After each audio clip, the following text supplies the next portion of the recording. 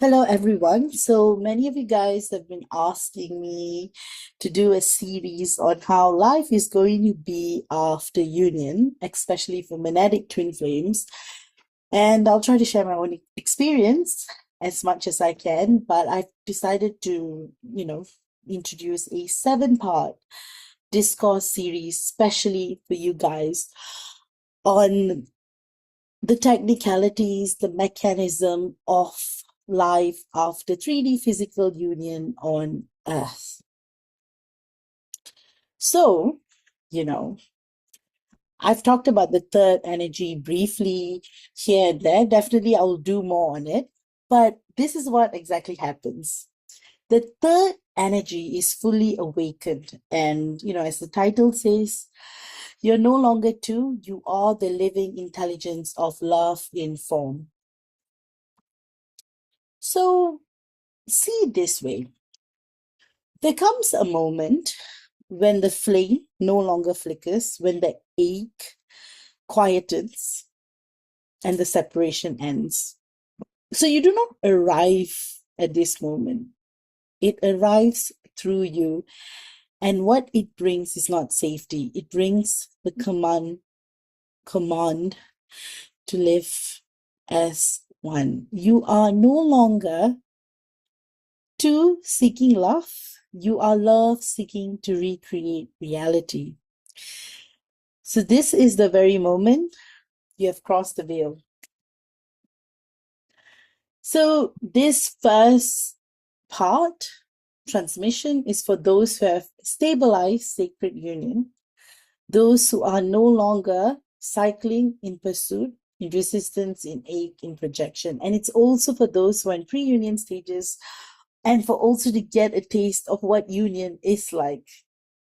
So this is how it feels, you finally surrendered, you've become still, and this is the very moment the third energy awakens. So the third energy does come in, especially the first time you meet the feeling of home, it does come in little doses pre-full stabilized union, but it fully awakens once there is stabilized sacred union. So, union is not a closure, it is actually an opening. So, when monadic twin flames unite, reunite in truth, a whole myth collapses. The myth that says union is the end of the journey, the goal, the completion, the long awaited peace. In truth, as I always say, in my other discourses, it's multidimensional. In truth, union is a gateway, and what lies beyond is nothing less than the activation of divine architecture on earth. You did not unite to be together, you united to become the conscious vessel of source creation. So, from this moment onward, your relationship is no longer a private contract, it is a public current of divine intelligence. It becomes a channel for light codes and galactic frequency, a frequency grid for the return of Edenic memory,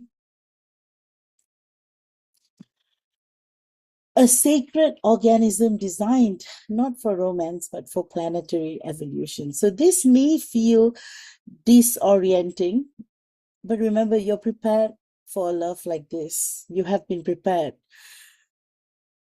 However, you were not prepared to become a Stargate. So that is the beauty of it. So the third energy as a living sentient field. So what is the third energy? It's not a metaphor, it's not poetry. It is plasma, frequency, light. It is the oversoul of your union made in flesh.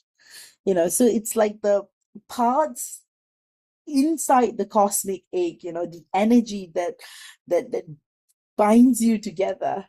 So this field contains the original monadic template of your soul pair, transmits harmonic intelligence from source to earth, stores every vow, timeline, mission, and soul convergence between you. Remember, it is alive. It begins speaking as soon as union stabilizes through shared visions, through body sensations, downloads, guidance, and dreamscapes. Through divine orchestration that overrides the ego's will. You are no longer leading your life. The third energy is living it through you. So remember, this is not loss of self. This is return to soul. So the dissolution of the I initiated into the we field. That's what actually happens. So after the third energy begins to lead, you experience what can only be described as an identity purge. So what is purged? The idea that I know what's best for me, the illusion that my preferences matter more than divine timing, the story that says I am a separate being in control of my path. This is the sacred death of the individual self. In its place arises the we field, the crystalline intelligence of divine union. The we is not compromised, it is the merged nervous system of the sacred masculine and feminine operating as one organism. This we field is psychically entangled, emotionally harmonized, energetically indivisible. What one feels, the other registers. What one dreams, the other downloads. What one resists, the other holds space for, automatically, involuntarily, cosmically. This is the eros of interbeing. You are no longer mirroring one another's wounds. You are now co-scripting a frequency field that ripples into the planetary grid.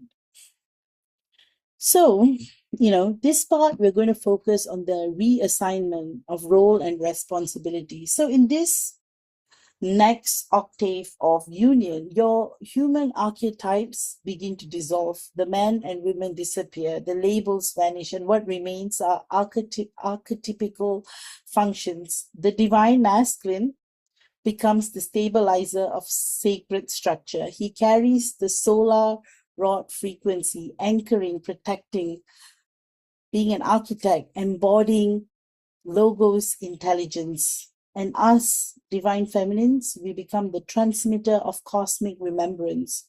We hold the lunar chalice, receiving, translating, gestating, and emanating Sophia intelligence. These roles are not based on gender or form. They are polar codes within the field. So that's why in advanced unions, these codes begin to spiral around one another, reversing, mirroring, activating. So you may find masculine receiving light codes from source, feminine anchoring the mission into matter. Roles fluidity. So literally your roles become very, very fluid, So it's like dancing according to the field's demand. So it's like how, how I create my DM assists me, he's there for me, protecting me. It's the kind of in relationship where your divine masculine protects you and you create for new earth. It's that kind of a sacred balance. That's why this is union as an energy technology, not just a love story. And your work is not to decide who does what. Your work is to listen to the frequency intelligence of the third energy and just go with the flow with it.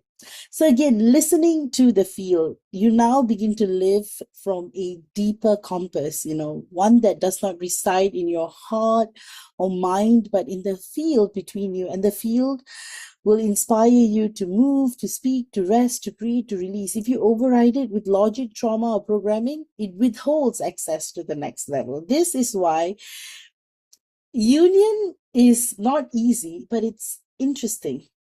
It is a daily spiritual discipline of surrender. You're not here to direct your union. You're here to become a hollow bone through which Source writes the next Edenic creation.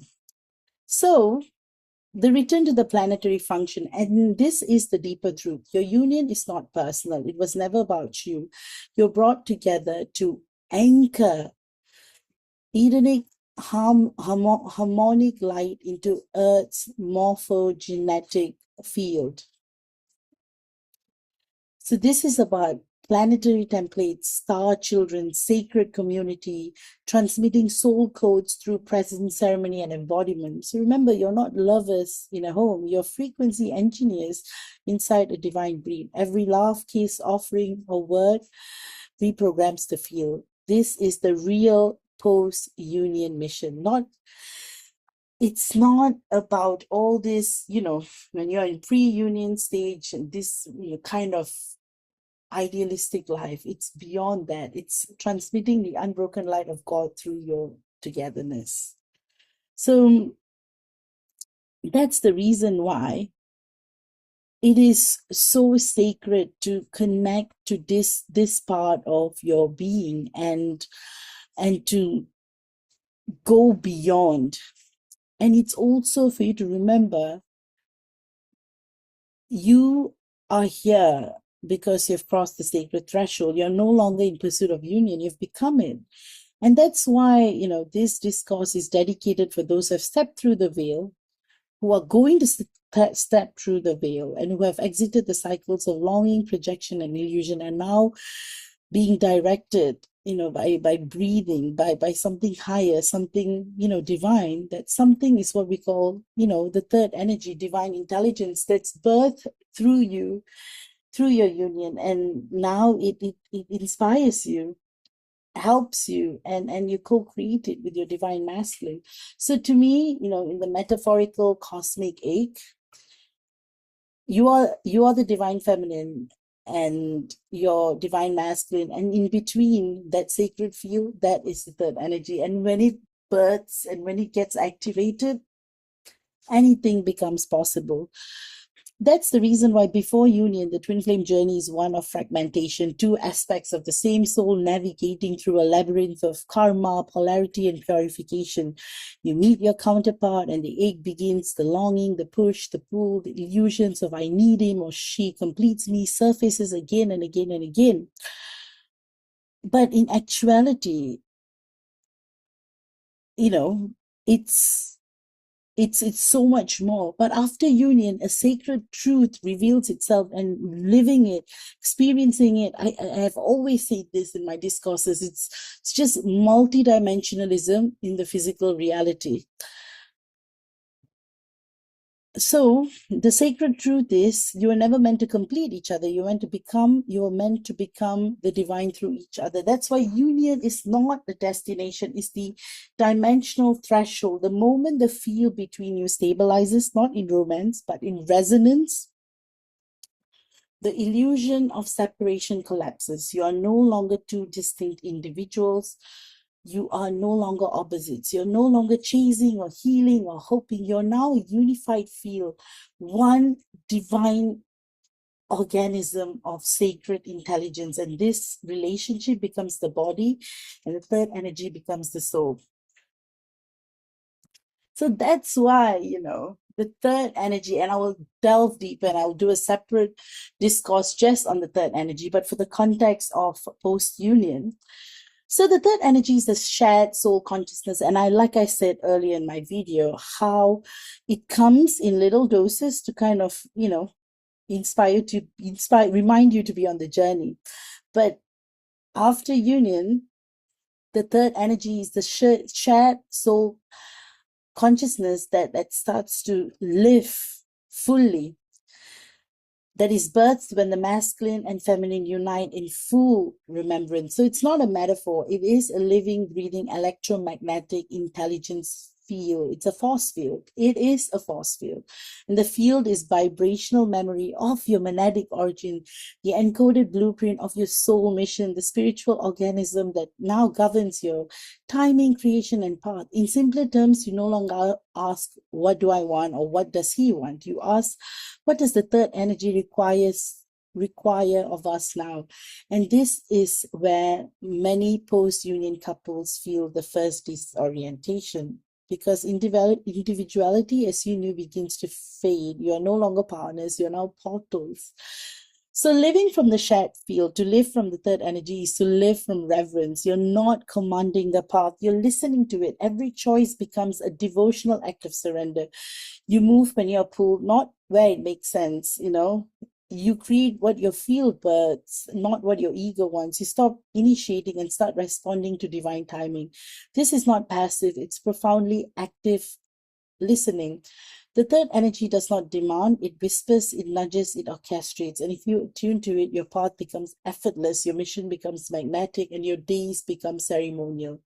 So, in this unified organism, the divine masculine becomes the anchor of the third energy, stabilizing, structuring, grounding the frequency into physical creation. And we, the divine feminine, become the transmitter, receiving the cosmic downloads, intuiting the next pulse, and flowing the energy through the heart and womb.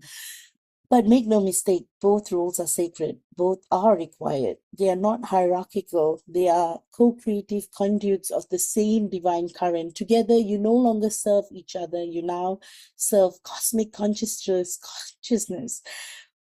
through the vessel of your union. So that's why I asked you this. What if the relationship is no longer the point? What if your love is not the goal, but the instrument? But if you are not here to enjoy each other, but to become the Edenic template of divine partnership reborn? But once you've crossed into the third energy, there's no going back. You'll feel it breathing through you, creating through you, guiding you into unknown territory. And that's when you'll realize you're no longer two people in love. You are the living flame of divine remembrance, the bridge between the monadic realms and the new earth. And from here onward, your only task is to go with the flow. With that, I really hope you guys have enjoyed this sacred discourse.